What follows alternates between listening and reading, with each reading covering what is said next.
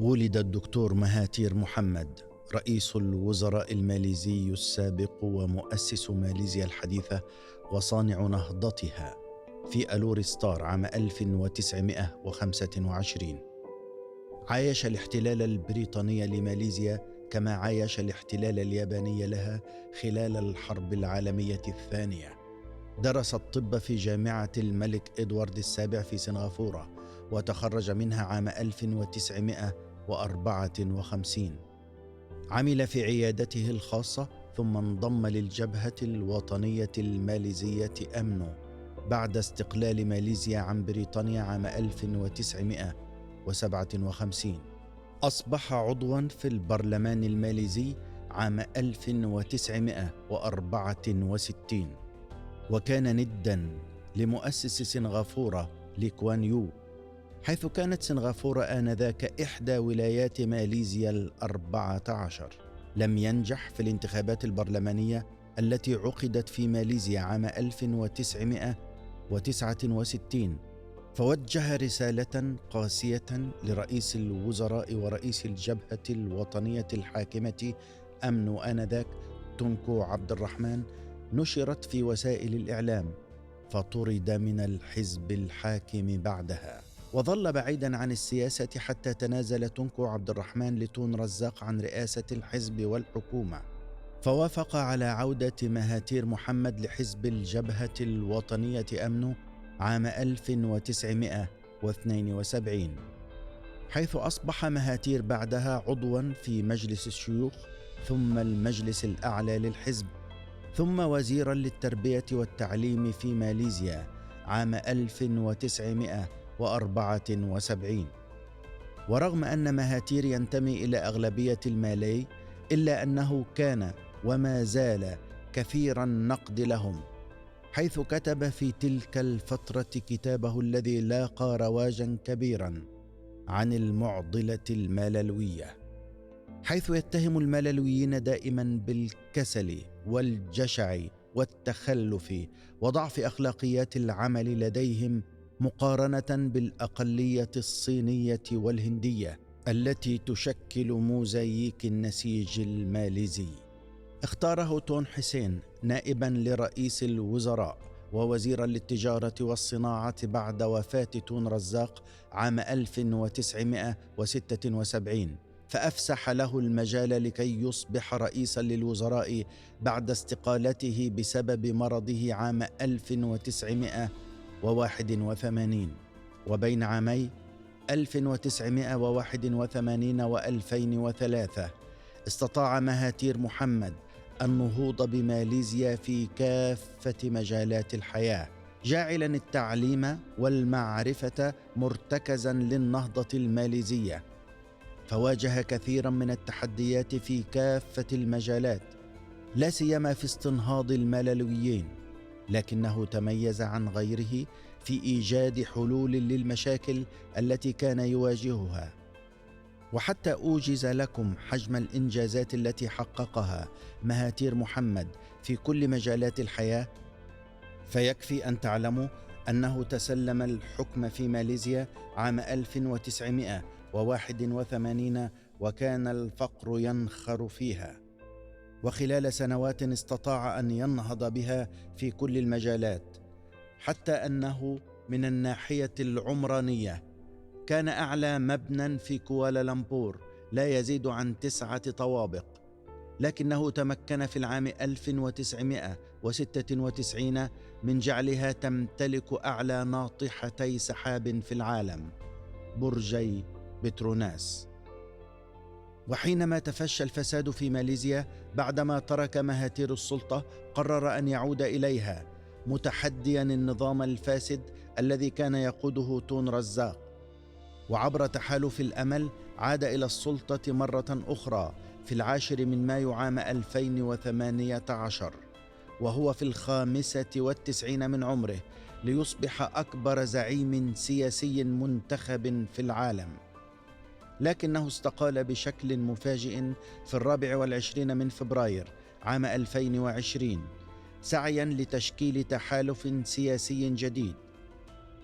شهادة الدكتور مهاتير محمد على العصر ليست شهادة على أحداث تاريخية أو نهضة أمة لم يكن يعرفها العالم، بل إنها دروس في الحياة والفلسفة والتاريخ والجغرافيا والحضارة والسياسة وأصول الحكم والإنسانية والأخلاق والتواضع.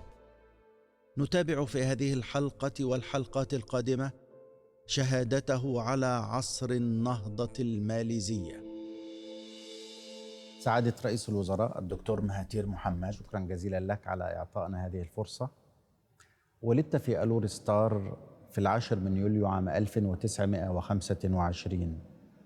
ما الذي تذكره من أيام الصبا والطفولة؟ Well, when I was very small, of course I realized that I was living in a less prosperous part of the town of Alostar, where my father was working with the government. And we have a lot of neighbors, mostly Muslim, but we also have Chinese and Indian neighbors. And I used to play with the children of my neighbors. أنت كنت الأصغر سنا بين إخوانك الستة، كان لك 6 من الإخوة. هل أثر ذلك على نشأتك وعلاقتك بوالديك؟ Yes, I have a mother who is very caring and a father who is relatively very strict in my upbringing. So I learned a lot from my mother. She was the one who shaped my thinking, my understanding of my surroundings. But my father was ensured that he's a disciplinarian, so he ensured that I do things properly. I study hard for my in school and all that. ماليزيا في ذلك الوقت كانت تخضع بشكل مباشر للاحتلال البريطاني حتى العام 1957. أنت تلقيت تعليمك في المدارس البريطانية، ما أثر ذلك على تكوينك العلمي والثقافي بعد ذلك؟ Well, I attended what was known as an English school, and the teaching in the English school centers more about Britain and Europe than about Malaysia and Asia. So I know a lot about Britain and its history and its geography, but very little about my own country, Malaysia, and very little about Asia. But the thinking, the ideas of the West influenced me quite a lot. بأي شكل أثرت فيك؟ There were ideas about bravery, about honor and all that. I learned from reading storybooks written by English people. Well, that has an effect on me.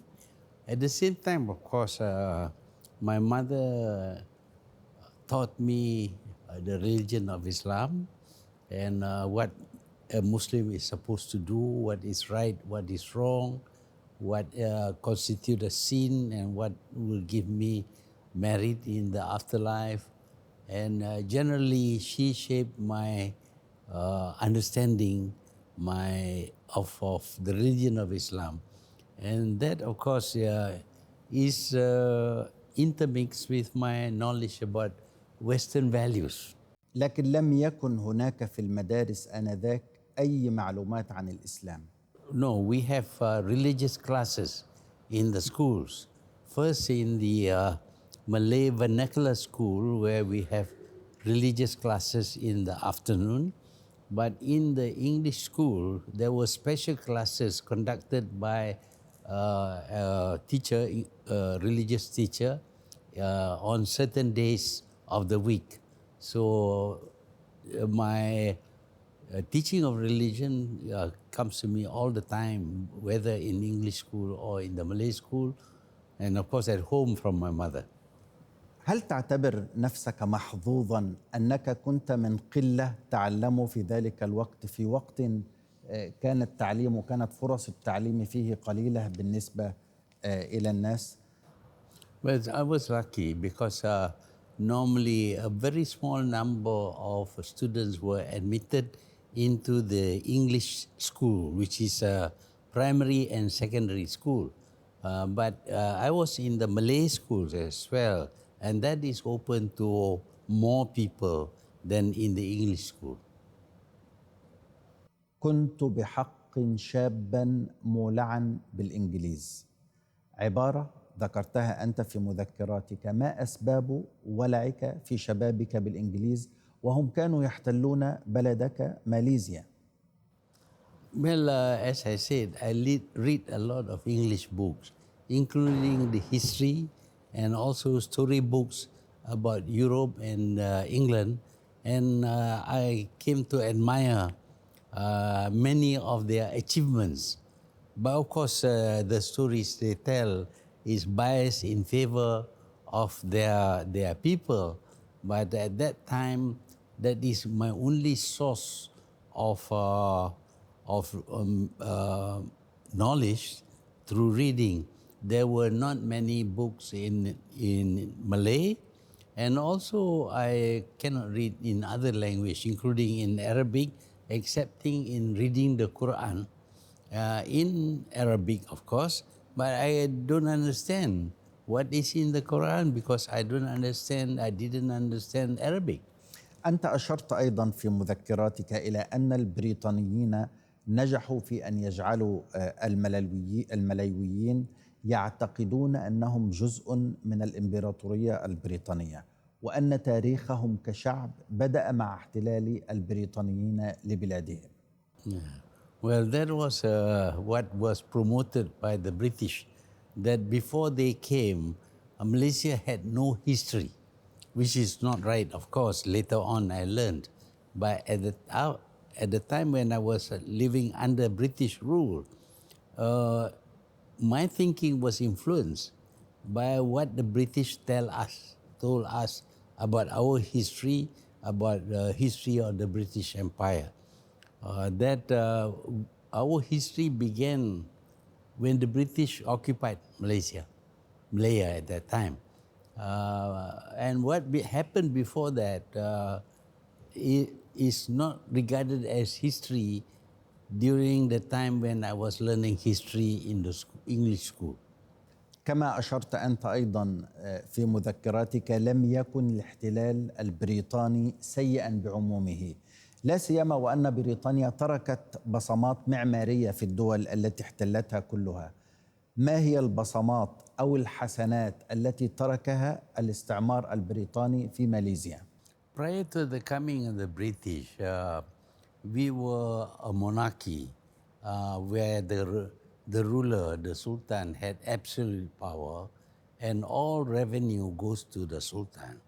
But when the British came, they introduced the Western form of government, and we find that it is much more orderly and that in many ways it benefits the country and the people much more than when we were under authoritarian rule by the ruler. So that to that extent, the organization introduced by the British into government is something that I think has benefited Malaysia. They were much more successful in applying the rule of law. There was no arbitrary action taken against anybody outside the law. And we were much richer because the collection of the taxes were much better. And revenue gain through taxes does not go to the ruler, it goes to the treasury of the state government. And then from there, it is spent on the administration, including to a certain extent welfare of the people in terms of education and medical treatment. حينما درست سيرتك الذاتية أيضا وجدتك تكن كراهية شديدة للبريطانيين بعدما فهمت الأمور، وهم يبادلونك أيضا نفس الشعور. ما هي أسباب ذلك؟ Well, as I grew up, I found that I did not like the way they treat us. They treat us as very inferior people. We have to call them masters all the time. And they live in a special place. They give themselves many privileges, and they look down upon people in the country, including the Malays. They look down upon the Malays, and sometimes, of course, they say Malays are lazy, not trustworthy, etc. So I did not like the way they treated the Malays. متى شعرت أن عقلك وروحك تتحرران من الهيمنة والاستعمار البريطاني الذي سيطر على كثير من عقول الملايويين الذين تربوا ونشأوا في ظل الاستعمار البريطاني آنذاك؟ I had thought that the British cannot be defeated, that they were very powerful, invincible.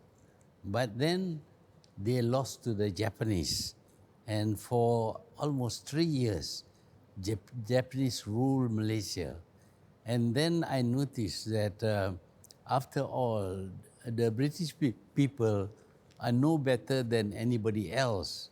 And I began to think in terms of being free from them, to have some self-respect, respect for myself and my own people, and not look up too much to the white people, the British in particular. إذن صورة البريطانيين لديك بدأت تتغير بعد هزيمتهم أمام اليابانيين في الحرب العالمية الثانية. اليابانيون تقدموا ونزلوا بقواتهم في ماليزيا حيث حتى وصلوا إلى حيث تعيش في أرولستار. ما هي أهم الأحداث التي بقيت في ذاكرتك عن الغزو الياباني في ماليزيا في الحرب العالمية الثانية؟ For the first time, we saw the defeated British army retreating and leaving us at the mercy of the Japanese forces. So they had promised that they would protect Malaysia from any aggression, but it was clear that they failed to protect us. They left us to be ruled by the Japanese because they could not stop the Japanese invasion. So at that moment, I lost my high respect for them because they could be defeated by an Asian nation. اليابانيون بعدما دخلوا الحرب العالمية الثانية عام 1941 تقدموا على جبهات كثيرة حتى احتلوا جزر المحيط الهادي، دول كثيرة حتى وصلوا إلى الهند، عزموا على غزو استراليا، وقد تحالفوا مع قوات في البلاد التي احتلوها ضد البريطانيين. كيف تمكن اليابانيون من إنجاز هذه الانتصارات الكبيرة والتوسع في هذه الرقعة الواسعة من البلاد؟ They were, I think, much better prepared than the British, because they had planned to conquer the territories colonized by the British because they needed the oil, the petroleum produced in these areas. The British had cut them off from the supply of petroleum, and of course this hurt their economy. So they planned an invasion of Southeast Asia where the petroleum is found. So they started off with a proper plan and proper forces to conquer this area. But the British at that time were more focused on what is happening in Europe, fighting against the German. So they could not spare enough forces to defend the colonies in the east. So when the Japanese invaded, the British forces were not enough to stop the Japanese from marching through and conquering Malaya as well as all the other islands in the Pacific until it almost reached Australia and went through Burma, reaching almost to India. ما هي الفوارق الأساسية بين الجند الياباني والجند البريطاني أو الغربي بشكل عام؟ Well, the British were defending us, and of course they were there because of, عنكم أم عن أنفسهم؟ well, the British were fighting for themselves, of course, but in the process, they should also defend Malaysia from the Japanese, Malaya from the Japanese, which they failed to do. The Japanese, on the other hand, were victorious and they conquered Malaysia.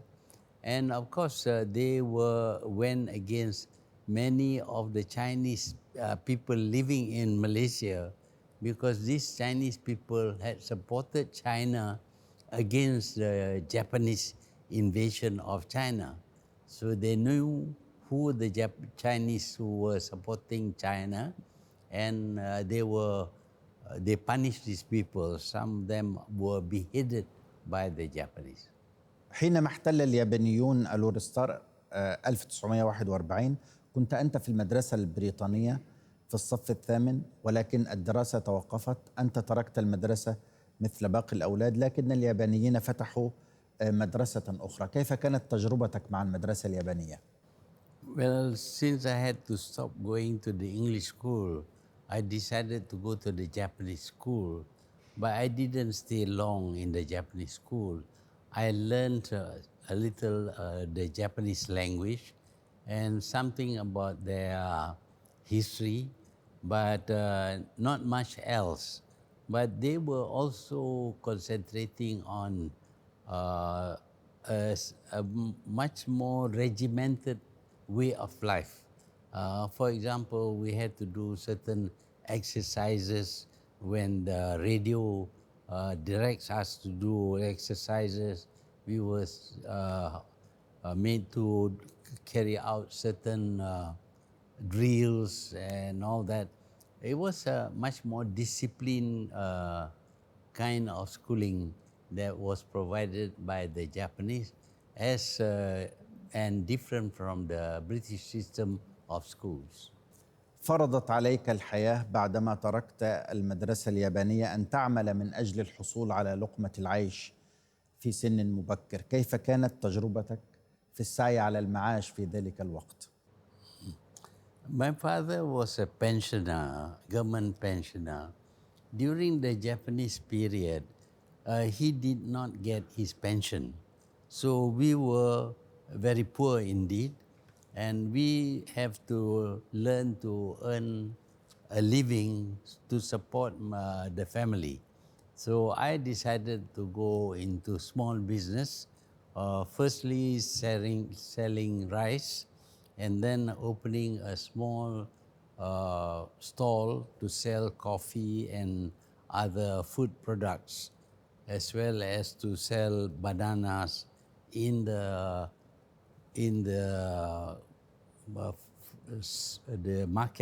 marketplace. انتهت الحرب وهزم اليابانيون.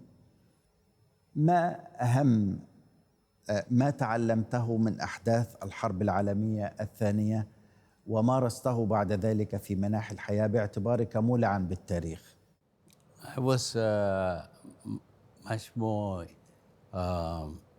independent, and I had to look after myself, earn my own income. After the war, of course, I decided to go back to school, the English school.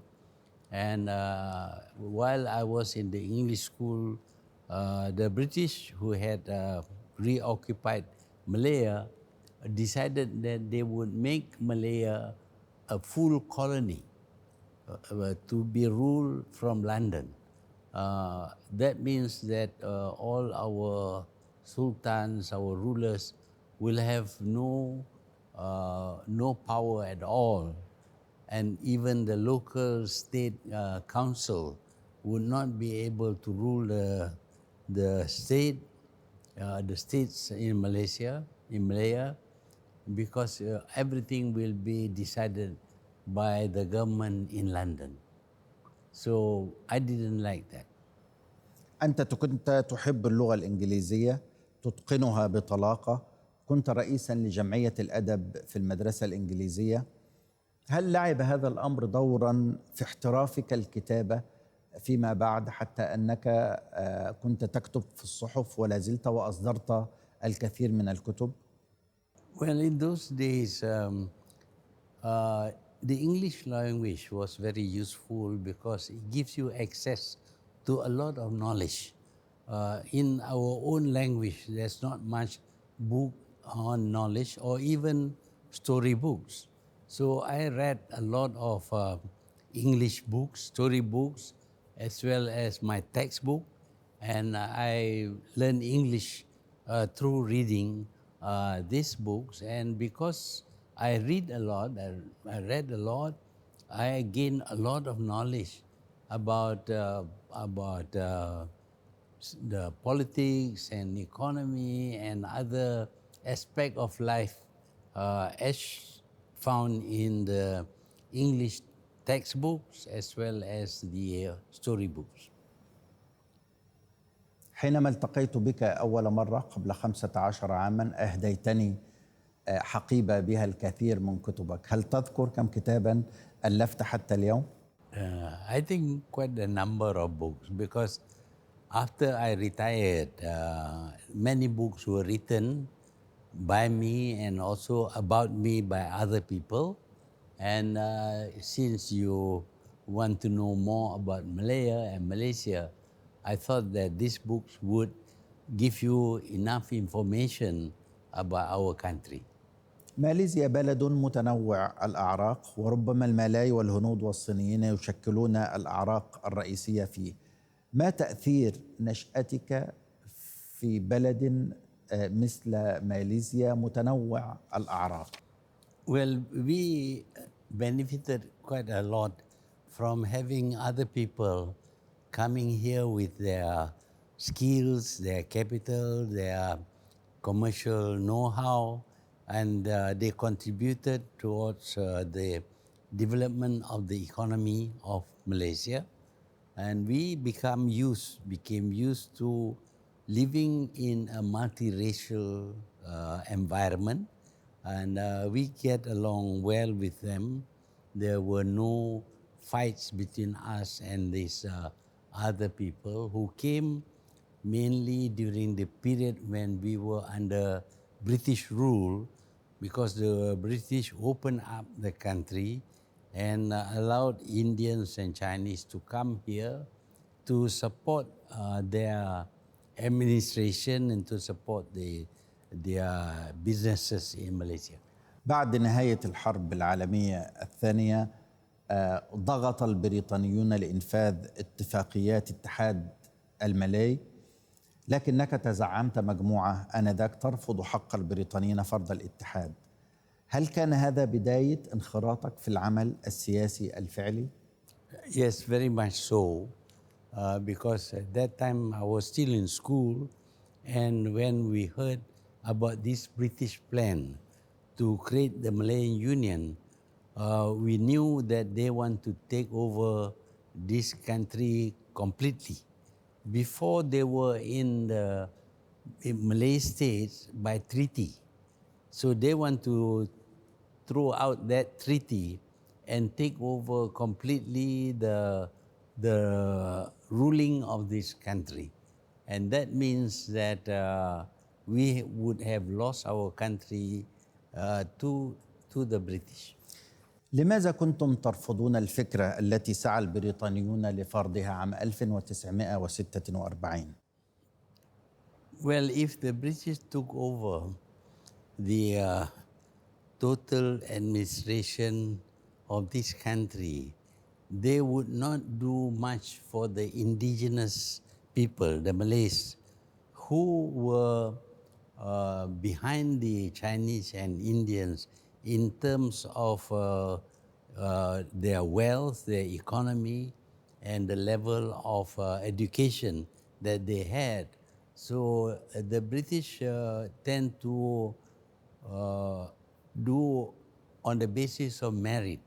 That means that the people who have merit would be helped by the British, but the indigenous people who were poor, less educated, and who were politically weak, they would suffer because of the concentration based on merit for the people of Chinese and Indian origin.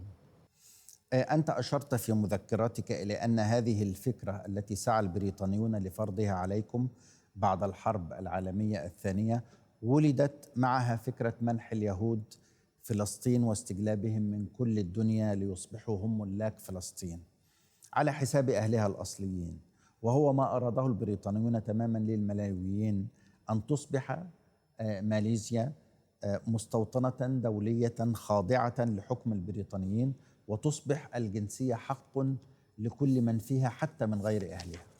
Well, this is what happened to Palestine, which is similar to what the British seems to want to do in Malaysia. Palestine was an Arab country, largely peopled by Arab people, but the British wanted to bring in the Jews to live in Palestine, increase their number, and give them citizenship of Palestine, just as the Arabs who were there were citizens of Palestine. The same thing might happen to Malaya after the formation of the Malayan Union. That is to say, the British no longer regard the Malays as indigenous people. They regard the Malays, Chinese, and Indians as being of equal citizenship status. So without that status of being the original people of Malaya, we will lose our sovereignty, our political power over the country. So we don't want that to happen, especially at a time when the Malays were very weak, because they cannot compete with the Chinese and the Indians. So if you give the Indians and Chinese equal citizenship as the Malays, then the Malays would be losing a lot of their privileges in this country. إذن ما هي الأسباب التي أفشلت مخطط الملالويين والذي كان سيحولهم إلى أقلية في بلادهم؟ The British did not care that the Malay states in the peninsula were all belonged to the Malays entirely at that time. They disregard the ownership of this country, but wanted to give this country to anybody who choose to live and become citizens of this country, without regard as to the original indigenous people who actually built up this country. بعدما قمت بمقاومة البريطانيين عبر الملصقات قررت بعدها أن تدرس القانون حتى تكون زعيما سياسيا وتحقق أفكارك، لكن الأقدار ساقتك إلى دراسة الطب وليس القانون. When I was in school, I was already putting up posters and involved in politics, trying to tell people that the Malayan Union is a very, very bad thing and they must reject it.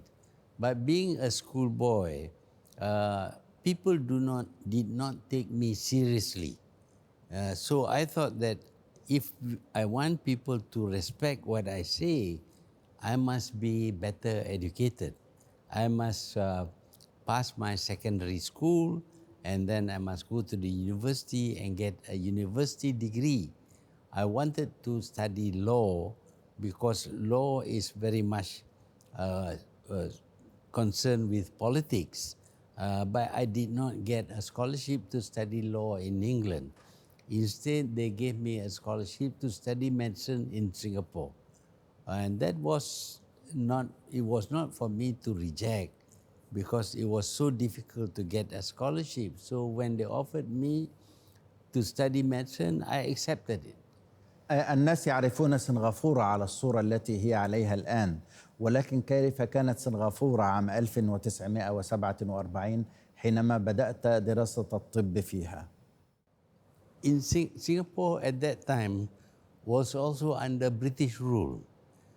In fact, Singapore was regarded as a part of the Malay Peninsula.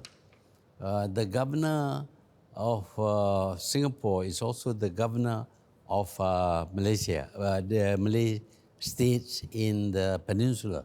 So it was originally a part of the state of Johor. It was sold to the British.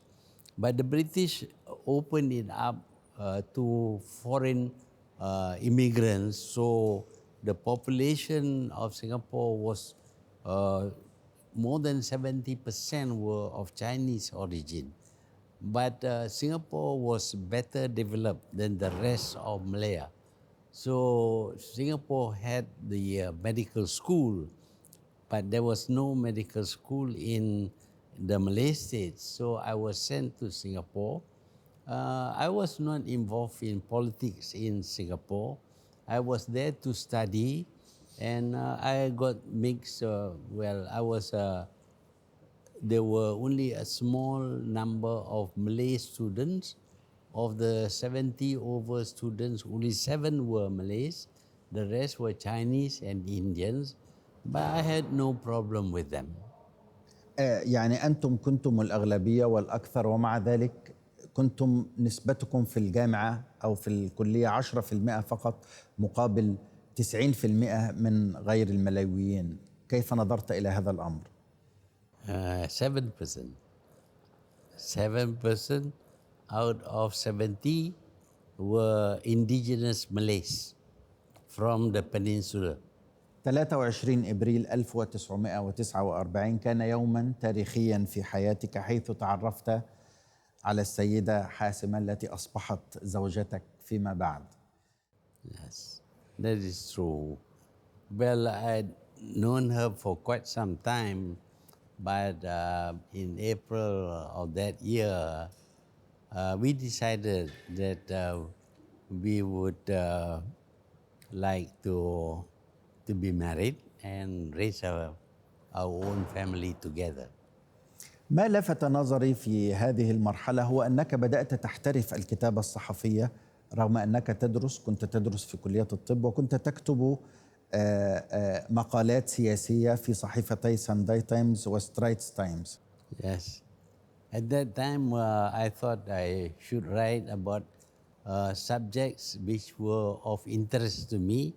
That is to say, regarding my own people and their they are being unfortunate in the country, they were poor and all that. So I wrote about those things which were of interest to me. And at the same time, of course, I earned some money writing for the Straits Times and the Sunday Times. في نهاية الأربعينيات بدأ الملايويون يسعون لتشكيل حزب سياسي خاص بهم، وكذلك فعل الصينيون.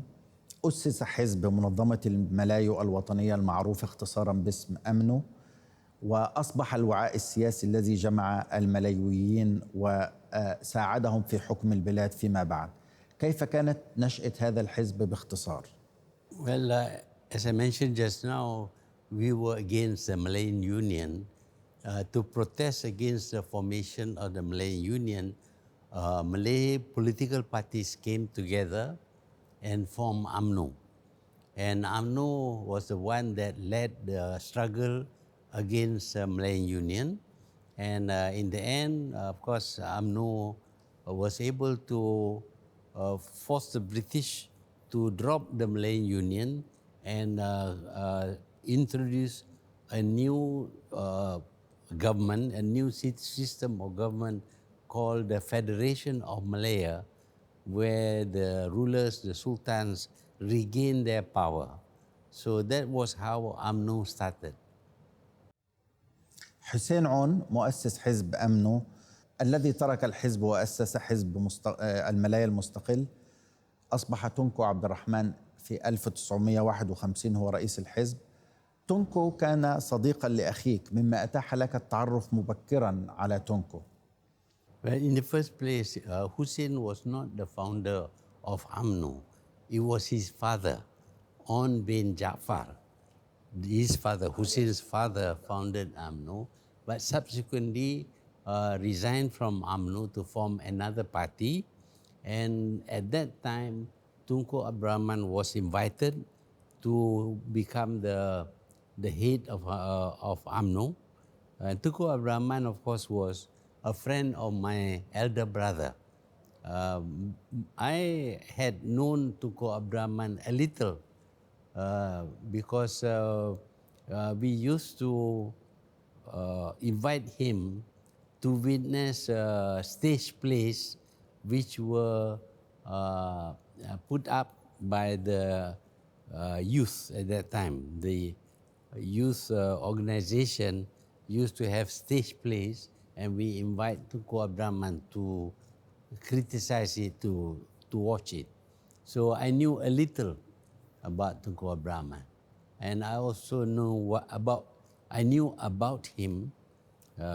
For example, he was one of those who wrote a letter of protest for the politicians at that time against the Malayan Union.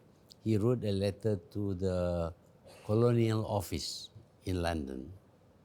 مع ارتفاع أصوات الملايويين بالاستقلال عن بريطانيا، وعد المفوض السامي البريطاني تمبلر بإجراء انتخابات بلدية وبعدها انتخابات برلمانية. بالفعل أجريت الانتخابات بلدية كوالالمبور عام 1952. كيف تابعت خطوات استقلال ماليزيا التي بدأت بالانتخابات البلدية عام 1952؟ I was not participating much because I was until 1954 I was still a student, but I followed the development of politics in Malaysia, and I knew about the municipal election in 1952 where the Alliance Party, which is an alliance between UMNO, MCA and MIC, the Malays, the Chinese and the Indian, did very well in that election. And in another election held in 1955, still under British rule, they contested 52 seats out of 98 seats. The British allowed them to contest only 52 seats. And the Alliance Party won 51 seats, giving them a majority in the Legislative Council. And therefore, the Tunku, as leader of the alliance, was made the Chief Minister of Malaysia for internal government. كيف نجح تونكو عبد الرحمن في ذلك الوقت في إقناع البريطانيين بأنه الزعيم الملايوي الذي يجب أن يتفاوضوا معه للرحيل عن البلاد وإعلان الاستقلال؟ Well, it was obvious that all the communities accepted Tunku Abdul Rahman as the leader when he was made Chief Minister after winning the 1955 election. After that, there was a demand for independence, and the British said they will give independence, provided that the independence goes to all the people of Malaysia of different races, the Malays, the Chinese, and the Indians. And Tunku, of course, was leading a coalition of parties which have Malays, Chinese, and Indians. And he went to London to negotiate for independence, The British promised to give independence in 1959, but when he came back, the youth wing of the party demanded that the independence should be 2 years earlier in 1957, and eventually the British agreed to give independence in 1957. عند منتصف ليل 31 أغسطس عام 1957 أنزل العلم البريطاني من أمام أمانة السر الفيدرالية في كوالالمبور. أعلن استقلال بلاد الملاي أو ماليزيا عن بريطانيا. كيف عشت هذه اللحظات؟